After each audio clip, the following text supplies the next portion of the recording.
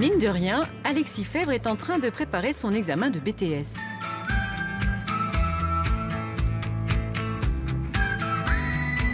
Pendant ces 2 années de formation, il passe plusieurs semaines chez un maître de stage avec rapport à la clé. Et justement, ce jour-là, l'un des enseignants d'Alexis vient faire le point sur ce dossier.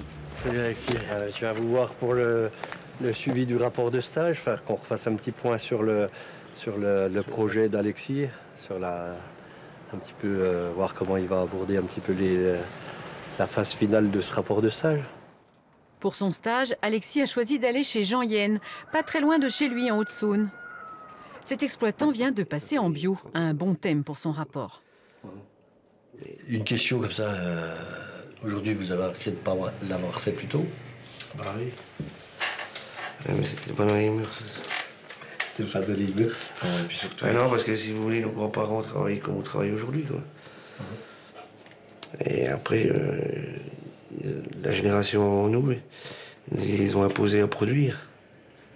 On retourne un peu dans le système inverse, quoi. Quand on dit ça, c'est un retour en arrière, c'est pas favorable aux jeunes qui veulent faire du développement et de l'innovation. Parce qu'à repartir dans... innover pareil. Voilà, mais c'est ça qui est compliqué à faire passer, c'est que, on l'a dit, il y a le poids de la famille, il y a le poids du voisin. Puis même, je pense que dans l'agriculture biologique, il y a beaucoup d'avance, beaucoup d'avancement, ça se développe dans le bon sens, quoi. Travailler en bio, cela peut être aussi avoir des pratiques agroécologiques. Nous voici de nouveau au lycée agricole de Dannemarie, près de Besançon. Cette fois-ci, la classe d'Alexis prépare la restitution de leur visite au lycée de Fontaine. Des regards croisés sur l'agroécologie.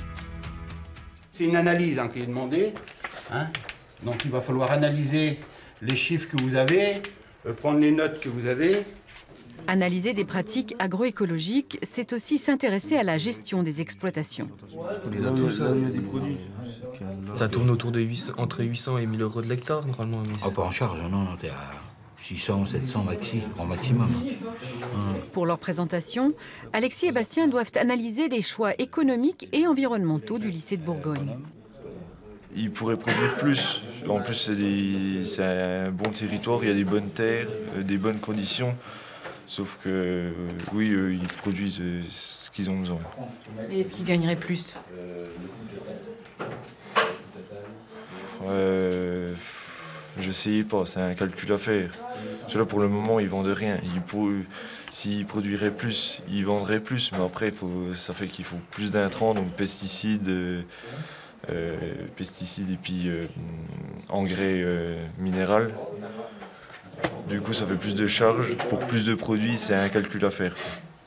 Il y a l'objectif atteint de se dire on respecte l'environnement, mais est-ce que l'objectif plus personnel de se dire est-ce que c'est viable et économiquement autant qu'environnemental, c'est autre chose.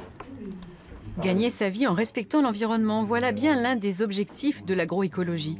Un défi complexe qui nécessite de multiples connaissances. C'est difficile, c'est un examen professionnel difficile parce que tout simplement la vie professionnelle est difficile. Donc si on veut participer justement à cette amélioration du monde agricole, ça passe forcément par la formation. La formation, elle est essentielle. Alors c'est maintenant, mais ils ont compris qu'aussi il ne faudra pas s'arrêter.